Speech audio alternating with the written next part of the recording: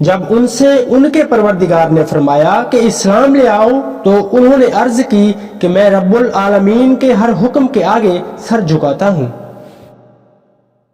اور ابراہیم نے اپنے بیٹوں کو اسی بات کی وصیت کی، اور یعقوب نے بھی اپنے فرزندوں سے یہی کہا کہ بیٹا، خدا نے تمہارے لیے یہی دین پسند فرمایا ہے، تو مرنا ہے تو مسلمان ہی مرنا۔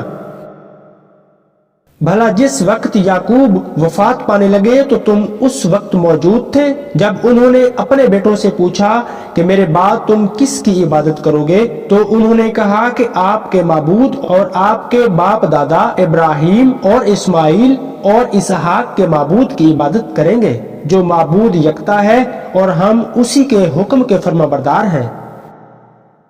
یہ جماعت گزر چکی، ان کو ان کے اعمال کا بدلہ ملے گا اور تم کو تمہارے اعمال کا، اور جو عمل وہ کرتے تھے ان کے بارے میں تم سے کوئی سوال نہیں کیا جائے گا۔ اور یہودی اور عیسائی کہتے ہیں کہ یہودی یا عیسائی ہو جاؤ تو سیدھے رستے پر لگ جاؤ گے۔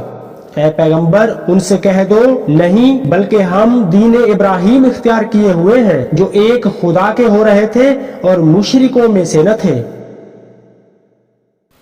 مسلمانوں، کہو کہ ہم خدا پر ایمان لائے اور جو کتاب ہم پر اتری اس پر، اور جو صحیفے ابراہیم اور اسماعیل اور اسحاق اور یعقوب اور ان کی اولاد پر نازل ہوئے ان پر، اور جو کتابیں موسیٰ اور عیسیٰ کو عطا ہوئیں ان پر، اور جو اور پیغمبروں کو ان کے پروردگار کی طرف سے ملی ان پر، سب پر ایمان لائے۔ ہم ان پیغمبروں میں سے کسی میں کچھ فرق نہیں کرتے، اور ہم اسی خدا واحد کے فرمانبردار ہیں۔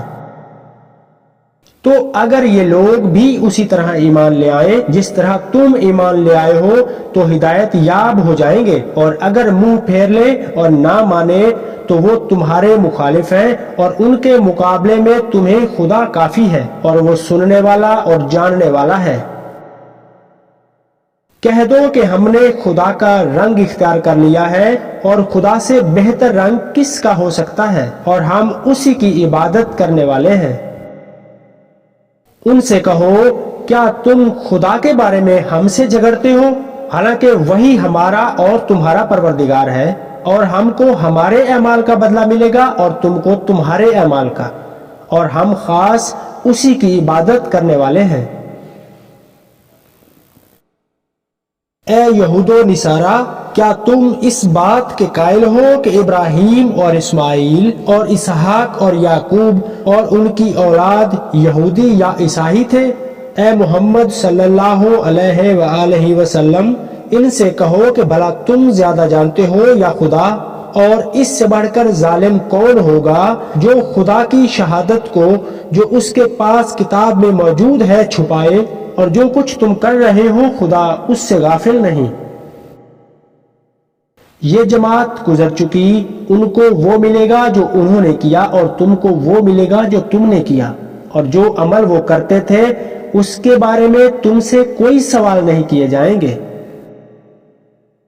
احمق لوگ کہیں گے کہ مسلمان جس قبلے پر پہلے سے چلے آتے تھے اب اس سے کیوں منہ پھیر بیٹھے؟ تم کہہ دو کہ مشرق اور مغرب سب خدا ہی کا ہے، وہ جس کو چاہتا ہے سیدھے رستے پر چلاتا ہے۔ اور اسی طرح ہم نے تم کو امت معتدل بنایا ہے تاکہ تم لوگوں پر گواہ بنو اور پیغمبر آخر الزماں تم پر گواہ بنے۔ اور جس قبلے پر تم پہلے تھے اس کو ہم نے اس لیے مقرر کیا تھا کہ معلوم کریں کہ کون ہمارے پیغمبر کا تابع رہتا ہے اور کون الٹے پاؤں پھر جاتا ہے۔ اور یہ بات یعنی تحویل قبلہ لوگوں کو گرا معلوم ہوئی، مگر جن کو خدا نے ہدایت بخشی وہ اسے گراں نہیں سمجھتے، اور خدا ایسا نہیں کہ تمہارے اعمال کو یوں ہی کھو دے، خدا تو لوگوں پر بڑا مہربان اور صاحب رحم ہے۔ اے محمد صلی اللہ علیہ وآلہ وسلم، ہم تمہارا آسمان کی طرف منہ پھیر پھیر کر دیکھنا دیکھ رہے ہیں، سو ہم تم کو اسی قبلے کی طرف جس کو تم پسند کرتے ہو منہ کرنے کا حکم دیں گے، تو اپنا منہ مسجد حرام یعنی خانہ کعبہ کی طرف پھیر لو، اور تم لوگ جہاں ہوا کرو نماز پڑھنے کے وقت اسی مسجد کی طرف منہ کر لیا کرو۔ اور جن لوگوں کو کتاب دی گئی ہے وہ خوب جانتے ہیں کہ نیا قبلہ ان کے پروردگار کی طرف سے حق ہے، اور جو کام یہ لوگ کرتے ہیں خدا ان سے بے خبر نہیں۔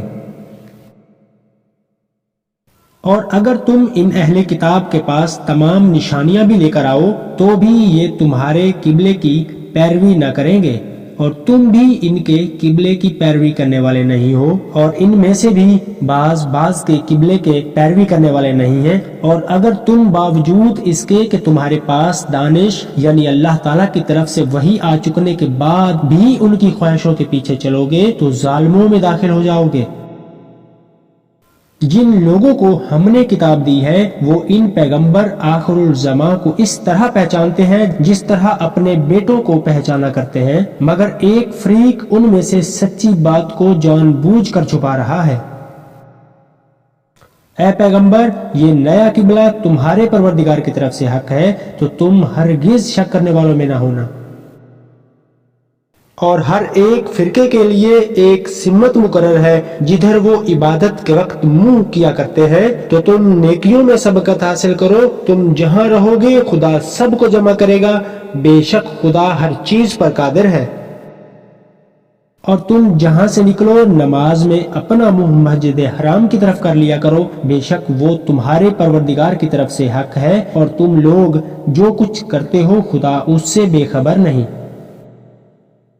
اور تم جہاں سے نکلو مسجد حرام کی طرف منہ کر کے نماز پڑھا کرو، اور مسلمانوں تم جہاں ہوا کرو اسی مسجد کی طرف رخ کیا کرو۔ یہ تاکید اس لیے کی گئی ہے کہ لوگ تم کو کسی طرح کا الزام نہ دے سکیں، مگر ان میں سے جو ظالم ہیں وہ الزام دیں تو دیں، سو ان سے مت ڈرنا اور مجھ ہی سے ڈرتے رہنا۔ اور یہ بھی مقصود ہے کہ تم کو اپنی تمام نعمتیں بخشوں، اور یہ بھی کہ تم راہ راست پر چلو۔